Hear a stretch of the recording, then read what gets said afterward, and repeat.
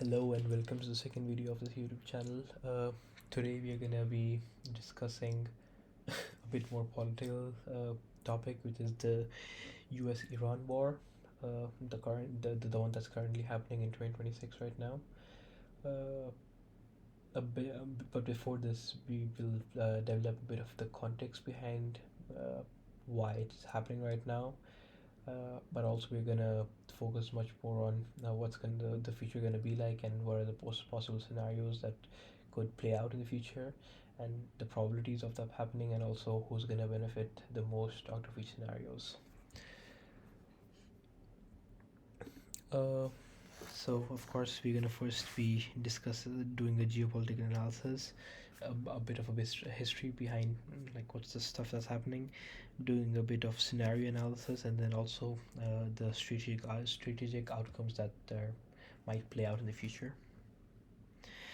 Well, the first two central questions are what does the US actually want from Iran?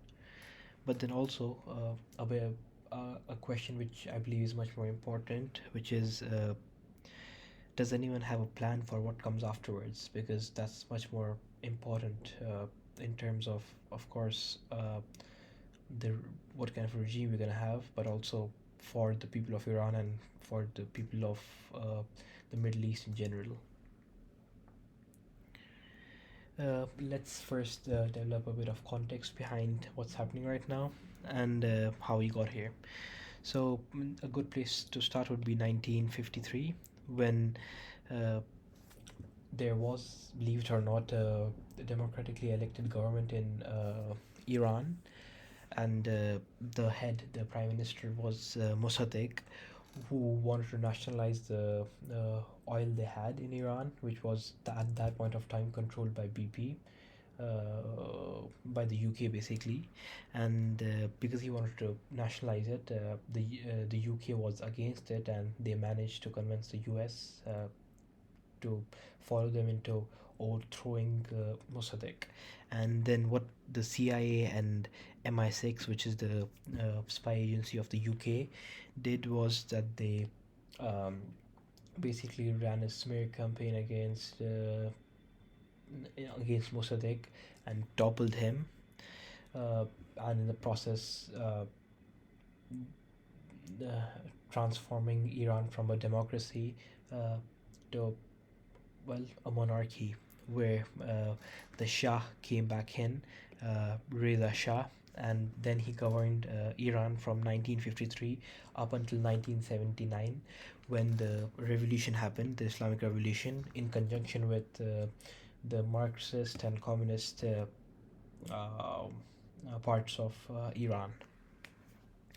And as soon as that ended and the Islamic regime got into the power, some of their allies in the universities took U.S. Embassy personnel hostage, which led to the which led to the creation of animosities between the U.S. and the Islamic regime, which was already persistent there because of the U.S. Basically backing up Shah, but this was the thing that basically entrenched and cemented that disdain for each other. Then, as soon as the Islamic regime took power, Saddam Hussein, uh, at the time he was running Iraq, was threatened by the Islamic regime because they were Shia, and a lot of the population in Iraq was also Shia, and he believed that maybe they would revolt against him and maybe try to join Iran, or maybe uh, just like try to overthrow him. So he thought it was a good idea to actually invade Iran, which he did in as soon as the Islamic regime took control. And yeah, uh, and the war lasted from 1979 until uh, 9 until 1988, basically for 8 to 9 years, which was one of the bloodiest conflicts we have seen in recent history, leading to maybe the death of approximately 1 million people from both the sides. especially the Iranian side, where a lot of people died. Then we come to the invasion of Iraq in 2003, which again was against Saddam Hussein. By the way, the US was supporting Saddam Hussein in the Iraq-Iran war, but it was also supporting the Iranians in the Iran-Iraq war as well, using the Contras, which we might discuss in a future episode. But yeah, they were basically supporting both the sides. And then yeah, but in 2003, after 9/11, US, for some reason, whatever reason, they thought, I mean, the stated reason was that they wanted to make sure there's no weapons of mass destruction in the in Iraq, and that's why they invaded Iraq in 2003, which led to the destabilization of the whole region. And counter to what they might have thought, it led to Iran having more influence in Iraq, because of course Iraq has a big Shia population. Uh, and yeah, that's what happened. In 2015, in 2015, Obama signed a nuclear deal called the JCPOA with Iran, which later Trump backed out of in 2018. And after October 7th, 2023, since 2024 till this point in 2026, there were escalating tensions between Iran and Iran and Israel, as we already know that in 2015, last year in August, there were missiles from both countries targeting each other's infrastructure as well as military capabilities, and which leads us to today, where the US basically held a decapitation strike, killing more than 40 high level IRGC, Islamic Revolutionary Guard Corps leaders, as well as the supreme leader of Iran as well. That's a bit of the context behind it. Well, what are the motivations as per the US? Well, did they want deterrence, which is basically, did they want to make sure that Iran does not have the capabilities and the capacity to either carry out something against the US or against Israel in the future? Is it that is the deterrence, or is it demolition, which is basically burning the whole leadership to the ground and trying to create something new out of it?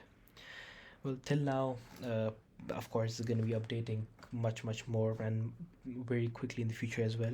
They have targeted more than 1,000 targets in Iran.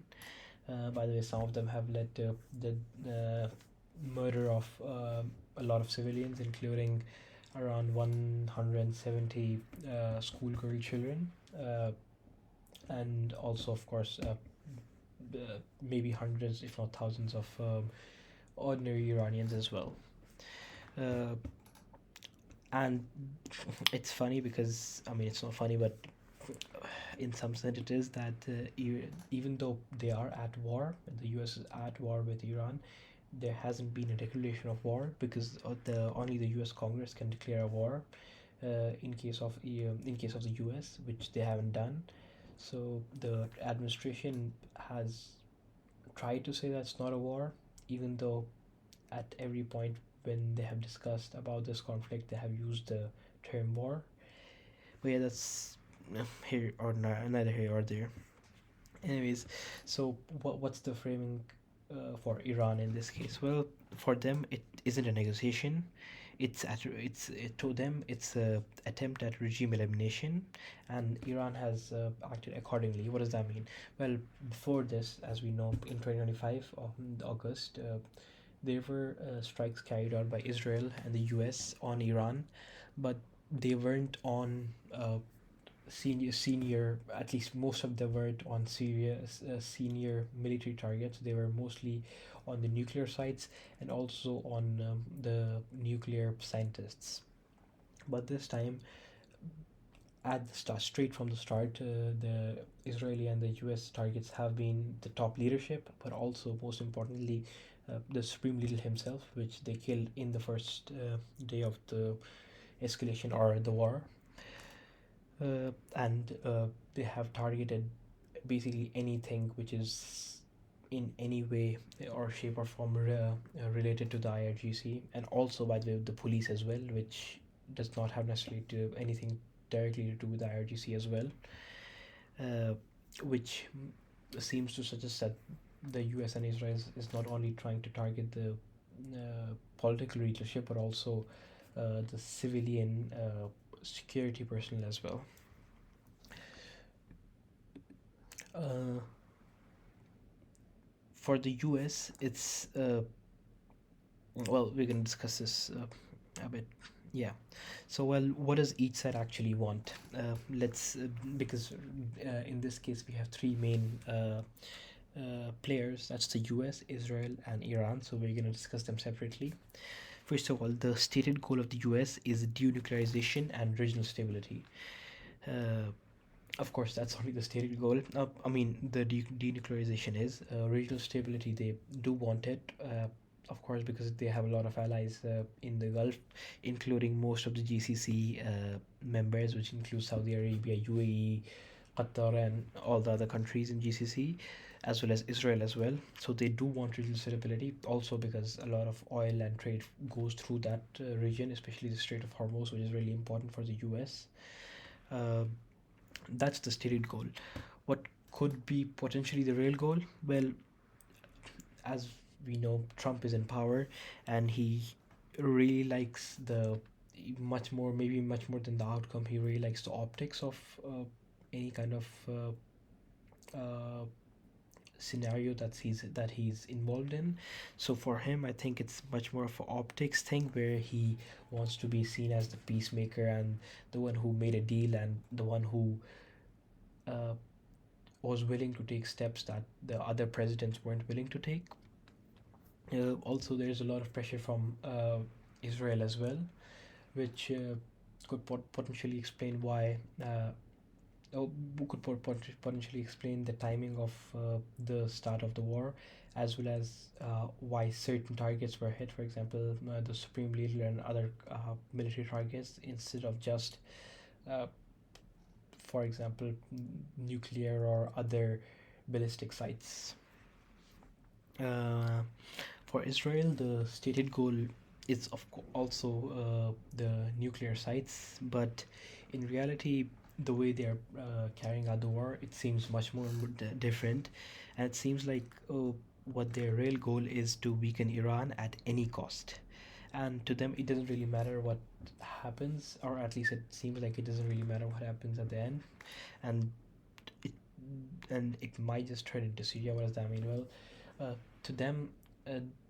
Iran is a existential threat, and they want to make sure it's not there. The threat is not there by any means, and even if it leads to the destruction of the central government, where there's no specific mm, organization that is able to lead Iran, they don't necessarily care about that. That means even if there is a civil war and millions of people become refugees, they don't necessarily care about that per se. The only thing that matters to them is that there is no threat from Iran, which is already uh, actually accepted by some of the intelligence people, the former intelligence people that are present in Israel as well. Uh, what's the goal for Iran? Well, Iran claims that because it had the sovereignty of its territorial borders has been violated, it's defending them. But of course, the real goal is the survival of the clerical class or the Islamic regime, as people call it. And yeah, I mean, that's that's basically their goal, to survive and not be fragmented into pieces, I guess. So what are there are three main possible future scenarios. What's the first one? Well, a wounded regime. What does that mean? It means that the bombing stops at some point in time, maybe in a week, maybe in a month, maybe in 2 months, whatever the timeline would be. But the regime, the Islamic regime, is able to survive. Of course, they will take a lot of damage. They already have taken a lot of damage, but still, because the way they are structured, it's very layered, and they have a lot of contingency leaders in their ranks. It means that they might be able to survive. Uh, and yeah, the conflict ends, and maybe Trump claims victory. Nothing really changed on ground because the Islamic regime might still be in power, although they're gonna have sustained a lot of damage, and maybe a lot of their tactical uh, weapons might have been damaged and whatnot.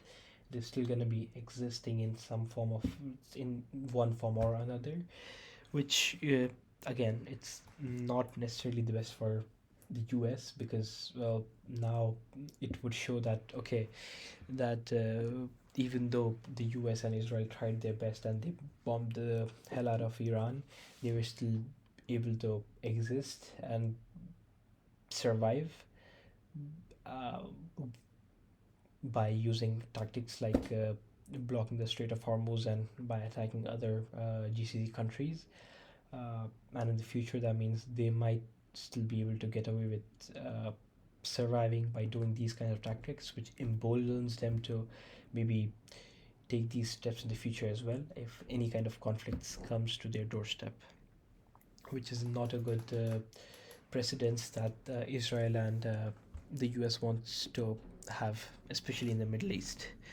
The second scenario, which is also possible but maybe a bit less likely than the first one, is a possible civil fracture, maybe a civil war of some kind, possibly by the help of CIA. So if this is Iran, not the best drawing, but whatever. This part of it is mostly the Kurds. This part of it is mostly the Baloch. This is the Azeris, and this is the Arabs. Rest of it is more or less Persian. So these two areas are the ones which are most at risk of revolting and having some kind of insurgency. And CIA seems to already be in contact with these two groups, and they might try to somehow make sure that uh, they are able to, if not fully, but at least at at some degree, get these two parties involved, so that the focus of the central government of Iran shifts from attacking not only the external threat but also the internal threat of the Kurds as well as the Baloch. But again, this it seems like the CIA does not necessarily want a full out civil war, but it's the Middle East, so you never know what's going to happen. This could lead to something like Syria, where you have multiple factions controlling multiple different regions, especially with the mosaic doctrine which Iran has implemented right now, where the local commanders have a lot of control over their own regions, which means they might turn into warlords and start fighting against either each other or against Kurds or the Balochs, which could again lead to a full out civil war and have devastating consequences. The third one is something which is already happening, which is a miscalculation. I mean, it says low probability, but I mean, this has already happened, so I guess it's not that low probability anymore. But yeah, it's a miscalculation by the US and Israel, at least by the US, who thought, okay, cutting the Strait of Hormuz and attacking all the other GCC regional partners of Iran would basically lead to their long-term collapse, because they wouldn't have any allies in the area, and also because all of their oil goes, most of their revenues comes from oil, all of that goes through the Strait of Hormuz, and by cutting Strait of Hormuz, they're gonna cut their own revenues. So that's the last thing they would do, but that wasn't the case because that's the first thing they did, and also they attacked basically most of the countries that are in the region. And I guess the US maybe either didn't anticipate that or thought that was very less likely, but it's clear that wasn't the case, which means now instead of just being a conflict between three countries, it has become a conflict between more than 22 countries. It has affected the oil price, where the oil price has shot up by 27%, I believe, for a bit more than that, and God knows how much it's going to be in the future. But also, it has increased the price of LPG uh, by 50%. Uh, and yeah, so these are the three possible future scenarios. I mean, one of them has already played out. God knows what's going to be the result as the war progresses. It's very unlikely that the regime is going to fully collapse just because of the structure and yeah, just because of the structure they have. But I mean, you never know what's going to happen, especially in the Middle East. So what happens if, for example, it becomes a failed state and the regime collapses? Well, that's the most devastating part, at least for the people there, of Iran, as well as of the whole region, maybe even Europe as well, because if we go by the proportion of people that have been displaced in other conflict zones like Syria or Ukraine, which is about one third of the population, I guess, then about 13 to 14 million refugees could uh, could go out to different countries in the region, maybe even to Europe, which would lead to a devastating humanitarian crisis. Uh, it would also mean that all the ammunition and all the weaponries the IRGC has, it might be up for grabs, and all different factions might take it or smuggle it out, which could again lead to uh, non-state actors having a lot of different ammunition and a lot of different weapons which they might not have traditionally. And very powerful weapons. Let's yeah stress on that as well. uh, it's gonna also lead to uh, consequences on the parties like Houthis and the Hezbollah, which are directly funded by the Islamic regime of Iran. And as soon as there's no central government, that means they wouldn't be able to fund these proxies, uh, which might lead to their collapse, especially the Houthis. Uh, and yeah, well, then the question is, if the state fails, who's in control? Well, there are multiple scenarios. First of all, it could be that there are separatists like the Kurds, the Baloch, the Arabs, the Azeris, and also MEK, I believe it's called, which is, I'm not sure what exactly it's a part of, but yeah, I mean, basically, it could lead to all these separatists taking control of all of these specific regions, which is basically resulting in a fragmentation of the whole country. It could lead to IRGC warlords, basically, as we already discussed, that right now the IRGC uh, commanders of different regions have a lot of power right now in their hands, and if the central regime falls, it could just mean that the individual soldiers that are in those regions pledge their allegiance to uh, those commanders, which could lead to something like Afghanistan, where you have different warlords in different areas, and either they're allying between them or they are mm, well in conflict between each other. Uh, or I mean, it could also potentially happen that maybe somehow the US is able to uh, uh, install Reza Pahlavi, which is right now the exiled crown prince of Iran, back into power, and maybe he starts leading it, in uh, which for Israel and US is the best possible scenario. But then it could also happen that the neighboring powers like Turkey, Azerbaijan, Pakistan uh, come in and make these buffer zones so that like they don't have any issues and they don't have any refugee crisis or any kind of mm, potential spillover effects into their own countries. And yeah, these are the scenarios that are going to play out. And the most important thing is that, well, no one knows what's going to happen, because as we already know, as we have seen in the past, that Middle East is a very unstable, but much more than that, unpredictable region where you might think that you know all the cards, but you really don't, because Middle East, unlike for example Venezuela, where you know maybe the top leaders only care about the money, and if you are able to make sure that they get the money, they're fine with you controlling some parts of their foreign policy or whatever it is.